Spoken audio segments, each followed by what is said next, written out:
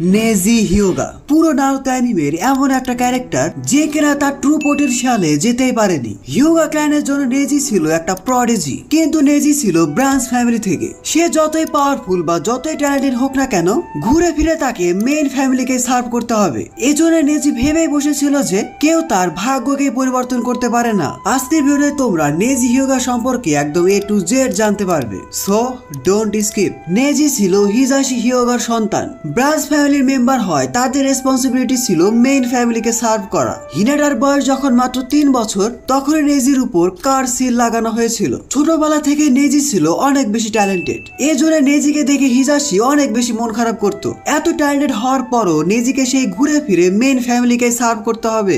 ধীরে ধীরে হিজাশির রাগ আর ক্ষোভ বের হতে থাকে, এই জন্য তাকে ছোট্ট নেজির সামনে পানিশমেন্টও পেতে হয়। এটা দেখে নেজি অনেক বেশি ভয় পেয়ে যায়। এর মধ্যে ঘটে যায় আরেক অঘটন। ক্লাউড ভিলেজের কিছু শিনোবিরা ব্যাকুগানের সিক্রেট জানার জন্য হিনাতাকে কিডন্যাপ করে নিয়ে চলে যায়। পরবর্তীতে হিনাতার বাবা এসে হিনাতাকে বাঁচায় এবং সেই শিনোবিকে সেখানে মেরে ফেলে। ক্লাউড ভিলেজ এই অ্যালিগেশনকে ডিনাই করে ফেলে। তারা উল্টা কোনহার উপরই ব্লেম দেয় যে কোনহা ভিলেজ তাদের উপর আক্রমণ করেছে। ক্লাউড ভিলেজের সাথে যুদ্ধ আটকানোর জন্য হিনাতার বাবাকে এখন ক্লাউড ভিলেজের কাছে পাঠাতে হবে। কোনহাকে বাঁচানোর জন্য হিনাতার বাবা হিয়াশি হিয়োগা এটা মেনেই নেয়, কিন্তু এটার জন্য ক্লাউড ভিলেজের কাছে তার ব্যাকুগান চলে যাবে। এই জন্য ঠিক করা হয় যে হিয়াশি হিয়োগার যমজ ভাই হিজাশি হিয়োগাকে স্যাক্রিফাইস করতে হবে। হিজাশি ছিল ব্রাঞ্চ ফ্যামিলি থেকে, তার ব্যাকুগানের উপর সিল লাগানো ছিল।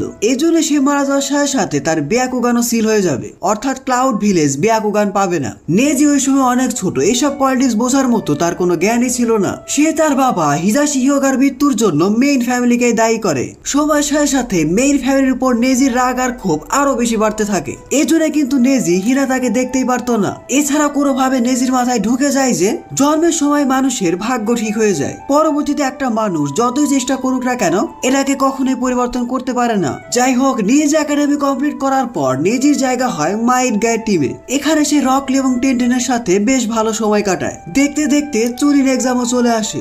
বলে রাখা ভালো, এই এক্সামের সময় কিন্তু টিম গায়ে অনেক পাওয়ারফুল ছিল। নেজি রিটেন এক্সামে চিটিং করে তার ব্যাকুগান ইউজ করে। সেকেন্ড রাউন্ড অর্থাৎ ফরেস্ট অফ ডেথে এদের পারফরমেন্স ভালোই ছিল। তারা ঠিক করে যে উইক টিমের উপরে অ্যাটাক করে তাদের থেকে স্ক্রল নিয়ে নেবে। নেজির সামনে ছিল শিকামারুর টিম। নেজি এদেরকে এত বেশি উইক মনে করতো যে তাদেরকে দেখেও না দেখার ভান করে চলে যায়। যাই হোক, সেকেন্ড রাউন্ড পাস করার পর আমরা টিম গাইকে দেখতে পাই থার্ড রাউন্ডে।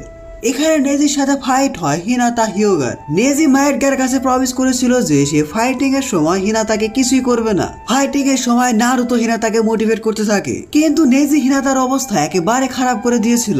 এত খারাপ অবস্থা হওয়ার পরও হিনাতা গিভ আপ করছিল না। এটা দেখে নেজির রাগ আরো বেশি বেড়ে যায়। দেখতে দেখতে নেজি এত বেশি খেপে যায় যে সে একটা ফাইনাল ব্লো দিয়ে হিনাতাকে প্রায় মেরেই ফেলতে যাচ্ছিল। ওই সময় কোনহার জোনিনরা এসে তাকে থামায়। নারুতো হিনাতার অবস্থা দেখে ঠিক করে ফেলে যে সে নেজির সাথে ফাইটিং এ তাকে হারাবে। পরবর্তীতে প্রায় 1 মাস পর আমরা নেজি ভার্সেস নারুতো ফাইট দেখতে পাই। তোমাদের কথা জানি না, বাট আমি এখনো মাঝে মধ্যে জাস্ট এই এপিসোড দেখার জন্য নারুতো দেখি। নারুতো নেজিকে হারানোর জন্য অনেকগুলো শ্যাডো ক্লোন বানায়, কিন্তু নেজি তো নেজি, সে তার ব্যাকুগান ইউজ করে নারুতোর চাকরা পয়েন্টটি ব্লক করে দেয়। এমনকি নেজি নারুতোকে হিয়োগা ক্ল্যানের কার্স মার সম্পর্কেও বলে। এন্ড গেস হোয়াট, এসব শোনার পরে নারুতো তার টকটো জুৎসু ছেড়ে দেয়। নারুতো নেজিকে বলে যে মানুষের ডেস্টিনি তার নিজের কাছেই থাকে। একজন মানুষ চাইলেই তার হার্ড ওয়ার্ক এবং ডেডিকেশন দিয়ে ডেস্টিনিকেও চেঞ্জ করতে পারে। এসব বলতে বলতে নারুতো কুরামা চাকরা মোড ইউজ করে। নারুতোর স্পিড এবং স্ট্রেংথ এখন অনেক বেশি বেড়ে গেছে।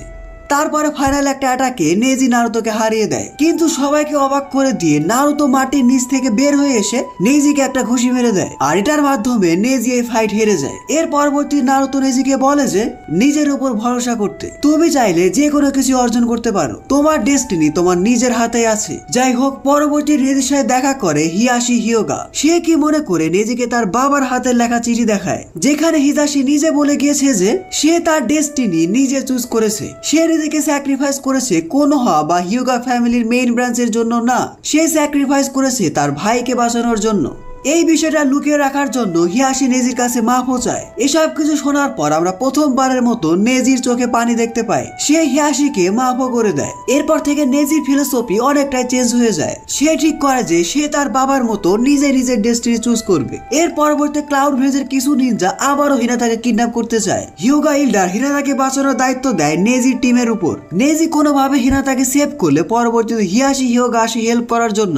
এর পরবর্তীতে আমরা নেজিকে দেখতে পাই থার্ড গার্ড হোকাগের ফোনালে। এমনকি সাসকে যখন কোনোহাকে বিট্রে করে ওরোচিমারুর কাছে চলে গিয়েছিল তখন কিন্তু সাসকে রেস্কিউ মিশনে নেজি হিয়োগাও ছিল।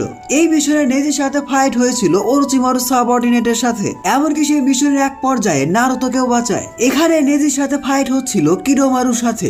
বলে রাখা ভালো কিরোমারুর কাছে কিন্তু ওয়েব ম্যানিপুলেশন নিনজুৎসু ছিল। নেজির জন্য সে ছিল one of the toughest opponents. এদের দুজনে যে ব্যাটেল ছিল পুরোটাই দেখার মতো। কিরোমারুর সাথে ব্যাটেলে নেজি তার টেকনিককে আরো বেশি এনহ্যান্স করে এবং একটা সময় গিয়ে সে তার ব্যাটেল আইকিউ ইউজ করে কিরোমারুকে হারিয়ে দেয়। কিরোমারুকে হারিয়ে দিলেও নেজির অবস্থা কিন্তু খুবই খারাপ। এই অবস্থায়ও সে নারুতোর উপর বিশ্বাস রাখে। এর পর থেকে কিন্তু নেজির ক্যারেক্টার ডেভেলপমেন্টটা আরো বেশি বাড়ে। এর পরবর্তীতে আমরা একটা টাইম স্কিপ দেখতে পাই। নেজি সহ তার টিম এখন চুরিন এক্সাম দিবে। এই এক্সাম দেখে আমরা বুঝতে পারি যে নেজি সহ অন্যান্য সব ক্যারেক্টারই আগের থেকে অনেক বেশি ডেভেলপ করেছে। বিশেষ করে নেজির ট্যালেন্ট এবং পাওয়ার আরো বেশি বেড়ে গিয়েছে। এই চুরিন এক্সামের মাঝখানে তাদের সামনে অনেক বিপদ আসে। নেজি তার ব্যাটেল আইকিউ এবং টিম ওয়ার্কের মাধ্যমে এক একটা প্রবলেম সলভ করতে থাকে। হুট করে তাদের সামনে চলে আসে অনেক বড় বিপদ। তাদের সামনে গারা এবং ফুর থেকে তাদের টেইল বিচ এক্সট্রাক্ট করা হচ্ছে। নেজি তখন চালাকি করে গারা এবং ফুর কাছে গিয়ে তাদের চাকরা পয়েন্টটি ব্লক করে দেয়। এই প্রেজেন্স অফ মাইন্ডের জন্য গারা এবং ফুর সেখানে বেঁচে যায় এবং সবাই মিলে হোইচিকেও ধরে ফেলে। হোইচির কার্ড তার উপরে লেগে গেলে নেজি তাকেও বাঁচায়। পরবর্তীতে গারা আর ফু মিলে নেজিকে ধন্যবাদও জানায়। গারা কিডন্যাপ হওয়ার জন্য চুরির এক্সামে ক্যান্সেল হয়ে যায়। এরপরে সুনাডে টিম গাই এবং নেজির পারফরমেন্স বিচার করে টিম গাইকে চুনিন এবং নেজি হিয়োগাকে জোনিন বানিয়ে দেয়। এর পরবর্তীতে আমরা নেজিকে দেখতে পাই গারা রেস্কিউ মিশনে। এখানে আমরা টিম গায়ের সাথে কিসামের ব্যাটেল দেখতে পাই। কিসামেকে হারানোর পর আমাদের টিম গায়ে যায় টিম 7 কে হেল্প করার জন্য।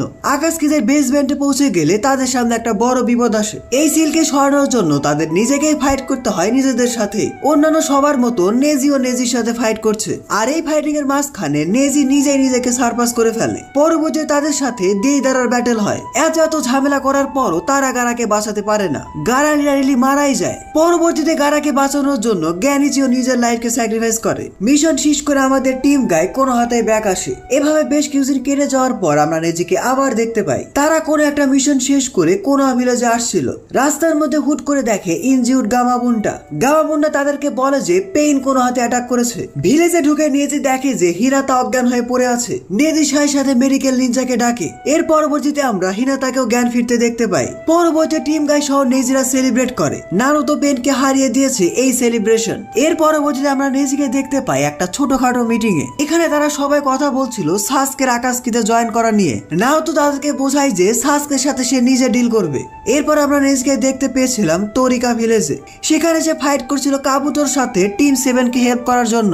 এই মিশনে সে হিনাতাকেও সেভ করে। মিশন কমপ্লিট করার পর তারা কোনো হাতে আবার ব্যাক চলে আসে। এভাবে দেখতে দেখতে 4th গ্রেড নিনজার চলে আসে। এই যুদ্ধের সময় নেজি ছিল 2nd ডিভিশনে। তাদের সামনে ছিল একটা বড় হোয়াইট জেসুর আর্মি। নেজি এখানে হিনাতার সাথে মিলে হোয়াইট জেসুকে হারিয়ে দেয়। সত্যি বলতে এই ফাইটিং এর সময় অনেক বেশি হোয়াইট জেসু ছিল। নেজি এদেরকে মারতে মারতে ক্লান্ত হয়ে যাচ্ছিল। এর মধ্যে একটা হোয়াইট জেসু নেজি চাকরা অবজার্ভ করে নেজির রূপ ধারণ করে। পরবর্তীতে সে নেজি সেজে 5 জন মেডিকেল নিনজাকে মেরে ফেলে। একের পর এক ননস্টপ ব্যাটেলে নেজির অবস্থা এখন অনেক খারাপ। এত ক্লান্ত অবস্থাও নেজির সাথে ব্যাটেল করতে হয় রিইনকার্নেট কিরোমারুর সাথে। নেজি এবারও কিরোমারুকে হারিয়ে দেয়, কিন্তু ফাইটিং এর এক পর্যায়ে তারা একটা ব্যারিয়ারে আটকে যায়। এখানে তারা প্রায় মারাই যাচ্ছিল, নারুতো এসে তাদেরকে বাঁচায়। এরপর আর কি 4th গ্রেড নিনজার চলতেই থাকে। নারুতোর একটা ক্লোন এসে হিনাতাকে বাঁচায়। এভাবে ধীরে ধীরে নেজি অন্যান্য অ্যালায়েন্সের সাথে পুরো 4th গ্রেড নিনজারে হেল্প করতে থাকে। একসময় তারা ফাইট করছিল টেনটেলস এর সাথে। এমন সময় একটা ব্লাইন্ড স্পট থেকে নারুতোর উপর টেনটেলস অ্যাটাক করে দেয়। হিনাতা নারুতোকে বাঁচানোর জন্য তার সামনে চলে আসে। এর মধ্যে আবার হুট করে নেজি হিনাতার সামনে চলে আসে। নিজের লাইফ স্যাক্রিফাইস করে হিনাতা এবং নারুতো দুজনকে বাঁচায়। টেনটেলসের অ্যাটাকটা এত বেশি ডেডলি ছিল যে নেজি সেখানেই মারা যায়। মারা যাওয়ার আগে নেজি নারুতোকে বলে যায় যে এত বেশি রেকলেস না হতে। নারুতোর কাছে এখন অনেক মানুষের রেসপন্সিবিলিটি। এছাড়াও নেজি নারুতোকে বলে যায় যে হিনাতার খেয়াল রাখতে। হিনাতা তাকে সত্যি সত্যি ভালোবাসে। এর মাধ্যমে আমরা নেজির স্টোরি লাইন শেষ হতে দেখতে পাই। তবে এখানে শেষ নয়। বোরুতো অ্যানিমেতে যখন সাসকে এবং বোরুতো মিলে টাইম ট্রাভেল করেছিল তখন আমরা কিন্তু নেজির অ্যাপিয়ারেন্স দেখতে পেয়েছিলাম। নেজি হিনাতাকে ট্রেনিং করাচ্ছিল। এই সময় সে হুট করে খেয়াল করে যে বোরুতো তাদেরকে লুকিয়ে লুকিয়ে দেখছে। এর পরবর্তীতে আমরা বোরুতোর সাথে নেজির কনভারসেশন দেখতে পাই। সত্যি বলতে বোরুতোর জন্য এটা ছিল অনেক বড় একটা বিষয়, কারণ বোরুতো হিনাতার মুখে নেজির নাম অনেক শুনেছে। টাইম ট্রাভেলের মাধ্যমে সে নেজির সাথে সরাসরি কথা বলার সুযোগ পেল।